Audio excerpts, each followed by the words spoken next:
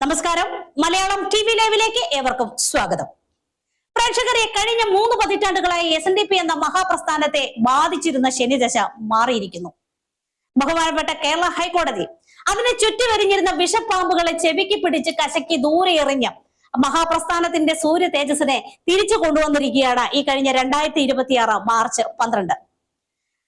ബഹുമാനപ്പെട്ട കോടതി ഇങ്ങനെ ഒരു വിധി നടപ്പാക്കിയതറിഞ്ഞ് ലക്ഷക്കണക്കിന് വരുന്ന ശ്രീനാരായണീയരും SNDP യോഗം പ്രവർത്തകരും സന്തോഷത്തിന്റെ അലകടലായി ആഹ്ലാദിക്കുകയാണ്. എന്തു തന്നെയാണെങ്കിലും ഈ ഒരു അവസരത്തിൽ ഈ വിധിയുടെ നാൾവഴികളെ പറ്റി നമ്മളോട് സംസാരിക്കാൻ എത്തിയിരിക്കുകയാണ് അഡ്വക്കേറ്റ് KY സുധീന്ദ്രൻ സാറ്. നമുക്ക് അദ്ദേഹത്തിന്റെ വാക്കുകളിലേക്ക് പോകാം. ചരിത്രം അതിന്റെ കാവ്യനീതി നടപ്പാക്കിയ ഒരു ദിവസമാണ് 2026 മാർച്ച് 12.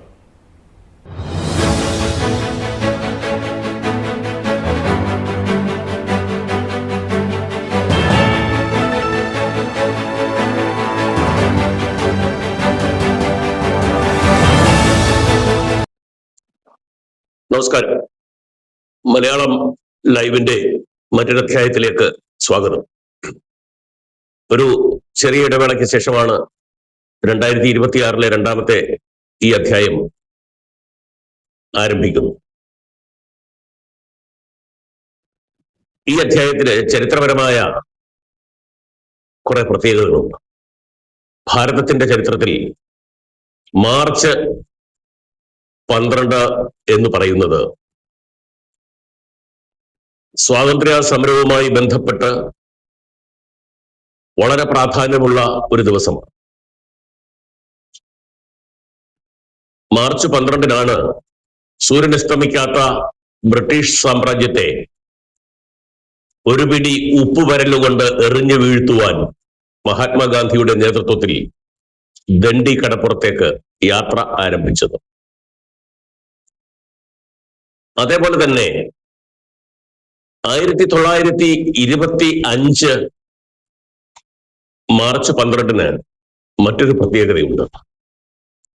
സത്യദർശിയായ ശ്രീനാരായണ ഗുരുദേവനെ ശിവഗിരി ആശ്രമത്തിലെത്തി സത്യാന്വേഷിയായ മഹാത്മാഗാന്ധി സന്ദർശിക്കുകയും ഗുരുവിനോടും പരിവാരങ്ങളോടൊപ്പം അന്ന് രാത്രി ശിവഗിരി ആശ്രമത്തിൽ കഴിയുകയും അന്നുവരെ ചാതുർവർണ്ണയത്തെ ന്യായീകരിച്ചിരുന്ന മഹാത്മാഗാന്ധി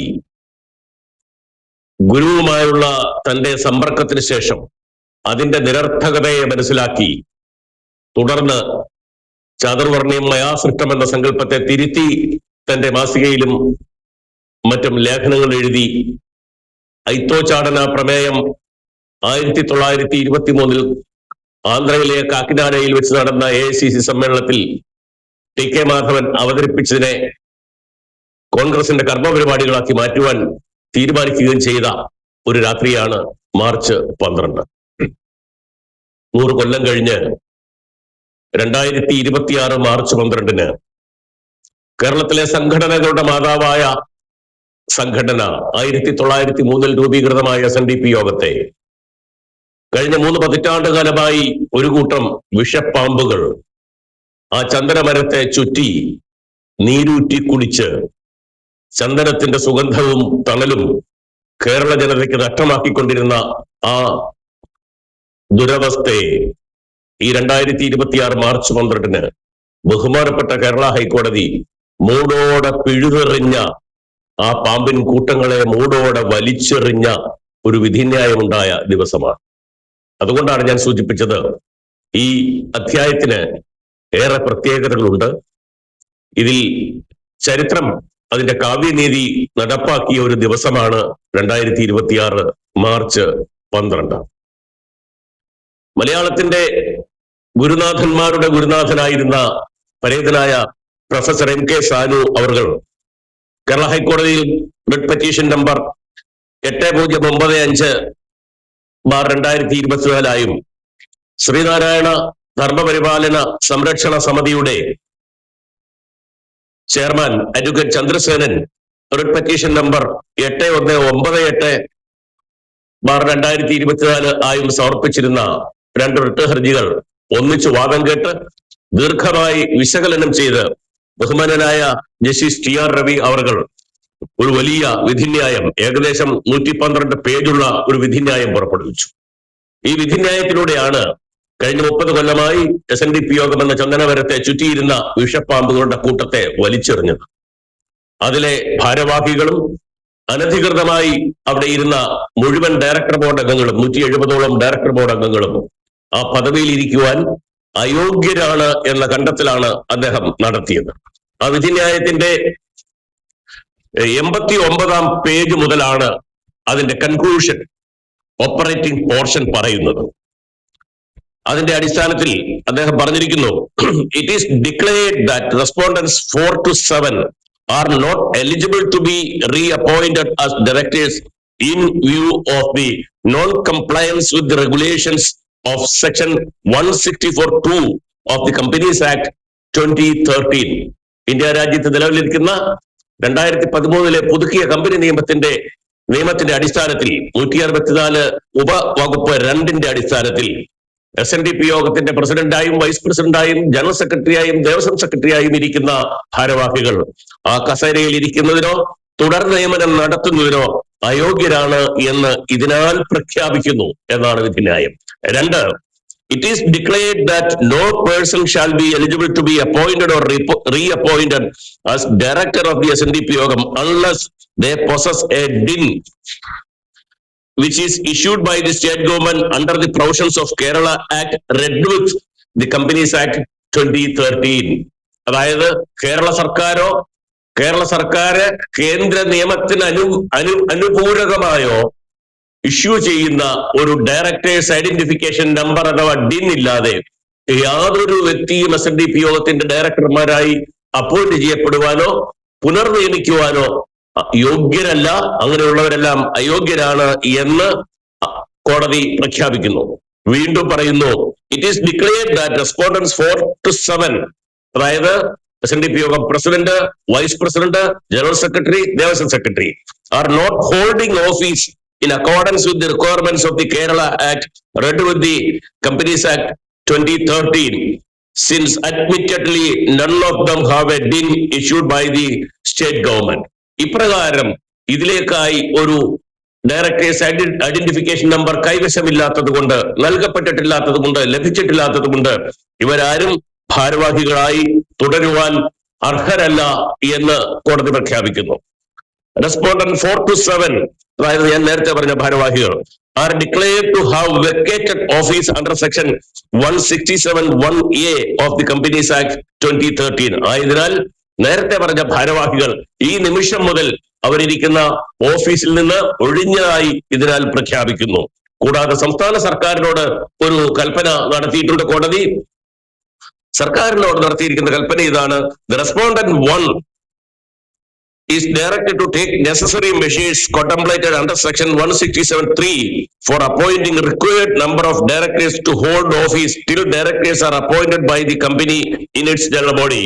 SNDP യോഗത്തിന്റെ പൊതുയോഗം ചട്ടപ്രകാരം ഭരണസമിതിയെ തെരഞ്ഞെടുക്കുന്നതുവരെ, ഡയറക്ടർമാരെ തെരഞ്ഞെടുത്ത് നിയമിക്കുന്നതുവരെ സംസ്ഥാന സർക്കാർ ആവശ്യമായ എണ്ണത്തോളം നോമിനികളായി ഡയറക്ടർമാരെ നിയമിച്ചുകൊണ്ട് ഒരു ഭരണ സംവിധാനം ഉണ്ടാക്കണമെന്ന് സംസ്ഥാന സർക്കാരിനോട് കൽപ്പിക്കുന്നു.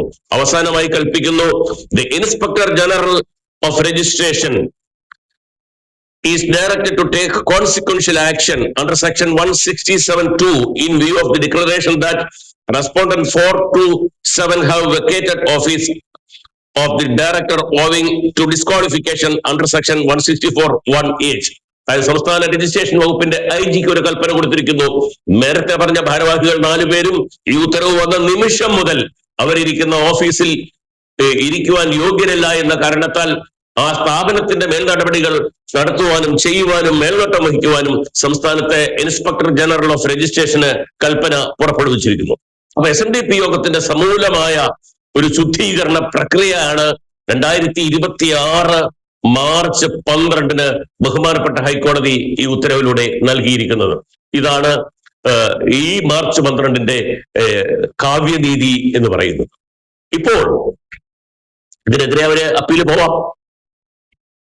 അപ്പീൽ പോയി അതിന് അവിടെയും ഗുണമുണ്ടായില്ലെങ്കിൽ സുപ്രീം കോടതിയിൽ പോവാം. എത്ര കാലം വേണമെങ്കിലും ഈ സ്ഥാനമോഹികൾ അവർക്ക് കിട്ടിക്കൊണ്ടിരുന്ന കൊള്ളപ്പണം കൂട്ടിയെടുക്കുവാൻ വേണ്ടി ഇതുപോലെയുള്ള കുൽസിത ശ്രമങ്ങൾ നടത്തിക്കൊണ്ടിരിക്കും. ഇന്നിപ്പോൾ ഞാൻ സമൂഹ മാധ്യമത്തിൽ ഇങ്ങനെ പുറത്താക്കപ്പെട്ട ഒരു ഭാരവാഹിയുടെ വീഡിയോ കാണുവാനിടയുണ്ടായി. അതിൽ പറയുന്നത് കേരള സർക്കാർ ഇവർക്ക് വേണ്ടി ഒരു നിയമം പാസാക്കിയിട്ടുണ്ട്. കേരള ഡയറക്ടേഴ്സ് ഐഡന്റിഫിക്കേഷൻ നമ്പർ നൽകുന്നതിന് വേണ്ടി ഈ ഡയറക്ടേഴ്സ് ഐഡന്റിഫിക്കേഷൻ നമ്പർ നൽകേണ്ടത് കേന്ദ്ര സർക്കാരാണ്. നമ്മുടെ വ്യക്തികൾക്ക് പാസ്പോർട്ട് തരുന്നത് പോലെ കേന്ദ്ര സർക്കാരാണ് ഡിൻ എന്ന സംഗതി തരേണ്ടത്. കേന്ദ്ര സർക്കാർ നൽകിയ ഡിൻ അനുസരിച്ചാണ് നമ്മൾ ഓരോരുത്തരും കമ്പനികളുടെ ഡയറക്ടർമാരായി ഒക്കെ ഇരിക്കുന്നത്. ഒരു കമ്പനിയുടെ ഡയറക്ടർ ആവണമെങ്കിൽ ആദ്യം ഈ ഡിജിറ്റൽ സിഗ്നേച്ചർ എടുക്കുക, അതിനുശേഷം ഡിൻ അഥവാ DIN എടുക്കുക. അതൊക്കെ അതിന്റെ നിയമപരമായ ചട്ടക്കൂടുകളാണ്. അപ്പൊ കേരള സർക്കാർ ഈ കമ്പനിക്ക് വേണ്ടി പ്രത്യേകമായ ഒരു ഡിൻ അനുവദിക്കുവാൻ സർക്കാർ നിയമം പാസാക്കിയിട്ടുണ്ട്.